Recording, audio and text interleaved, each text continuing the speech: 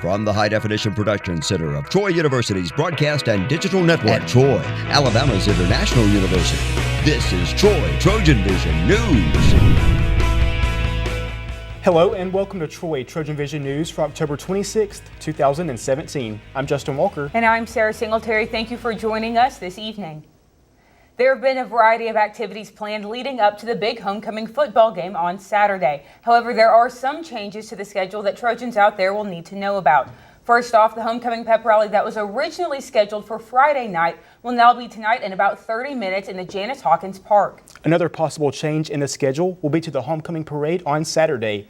Due to the threat of inclement weather, the parade committee is planning to meet early Saturday morning to determine whether or not the parade will go on as scheduled. The Chamber of Commerce is asking residents and participants to monitor the Chamber's social media accounts at Pike County COC or listen to WTBF Radio Saturday morning for updates on the status of the parade. One event that went off without a hitch was the dining hall this afternoon. While it is homecoming week in the dining hall was the spot for a birthday party, Troy University's birthday. Trojans filled the dining hall to wish the school they love a happy 130th birthday. Antonio Reese has the details. So today we serve about 22,000 students. 8,000 of them are here in Troy, but we have thousands of others on our other campuses. These are the words of Chancellor Jack Hawkins on the 130th anniversary of Troy University, and as he reflects on the past, he looks towards the future. I know I'm excited, and I think the Trojan Nation is excited about the future of this institution. This makes 28 years for the Chancellor. He credits the notion that through bonding and understanding with the students, it betters the university as a whole. This is my 29th football season, and I think I'm even more excited today than I was even 28 years ago.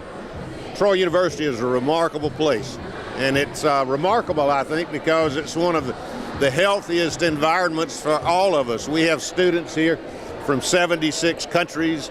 I believe that when you understand each other, you appreciate each other, and then you magnify the value of those differences.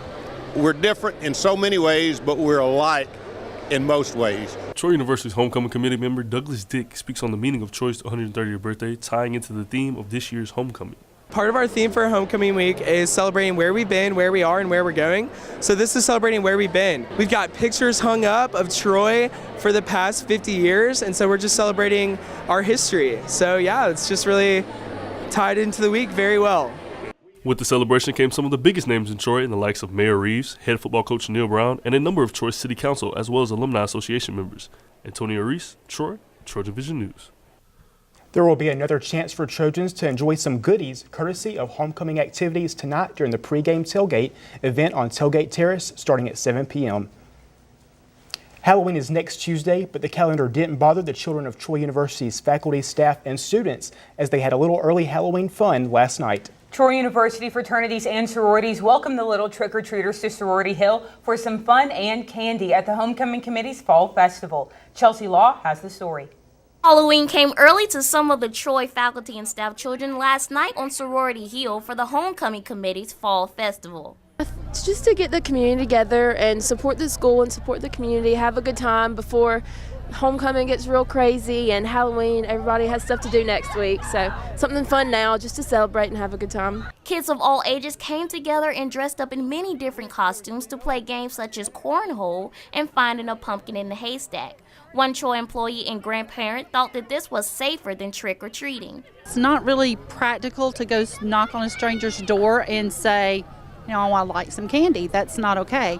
This answered that call for us. It's a safety area. We don't worry about where the candy's coming from. We feel safe that the children are going to get good quality products and that they would enjoy themselves. Though there were lots of games and even food to be eaten, kids of all ages only had one thing on their mind. Getting candy. Getting a lot of candy. Getting candy. The event is formally known as Haunted Hill, but this year it was orchestrated by the Homecoming Committee. Chelsea Law, Troy, TrojanVision News. There's still some time for some more pre-Halloween fun at the softball complex tonight. Their trunk-or-treat event started at 5 o'clock, but is scheduled to run until 7 p.m. Now, the latest in Trojan sports on Troy TrojanVision News. Hello and welcome to your TrojanVision Sports. I'm Brianna Jones. It's a big week in Trojan football. Troy plays in their homecoming game on Saturday against Georgia Southern. That game kicks off at 2:30 p.m. And speaking of kicking, the Trojans are a little more confident in the kicking department after the team tried out a pair of place kickers earlier in the season to mix results. It looks as if the third time might really be the charm. We were perfect on PAT and field goals, and that's not that is something that we have not done this season, and that was big. That was big. Tyler Sumter came in. He had a lot of confidence from the success he's had in punting the football, and he did a really good job. And Sumter agrees with Brown that serving double duty on special teams helped him be ready for his first kick.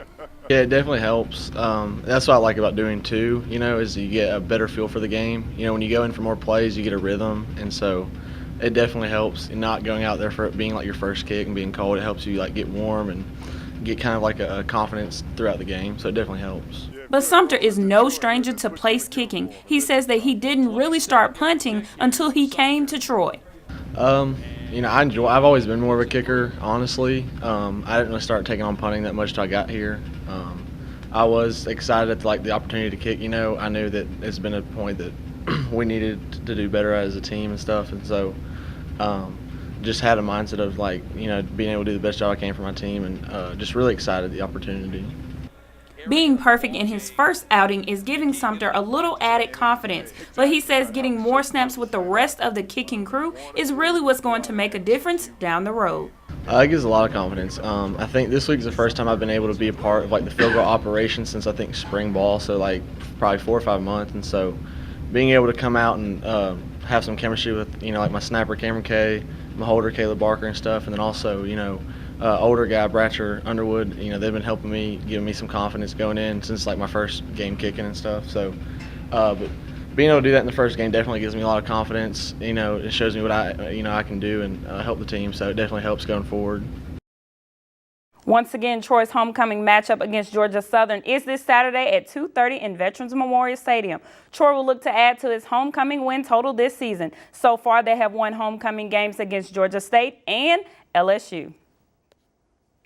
Starting tomorrow, the Trojan men's tennis team will head to Daytona Beach, Florida to compete in the Juan Varane Memorial Wildcat Invitational, hosted by Bethune-Cookman. The Invitational will give the Trojans another opportunity to work on moving up the ranks in preparation for their spring schedule. Head coach Scott Kidd tells us why it's important for the players to perform their best in the fall.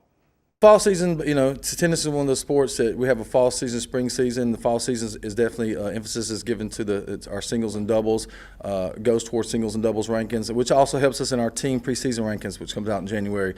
So, we express to the kids, how important it is for them to do their best because it gives us the opportunity to get some kids ranked, to get a better opportunity to have a preseason team rankings.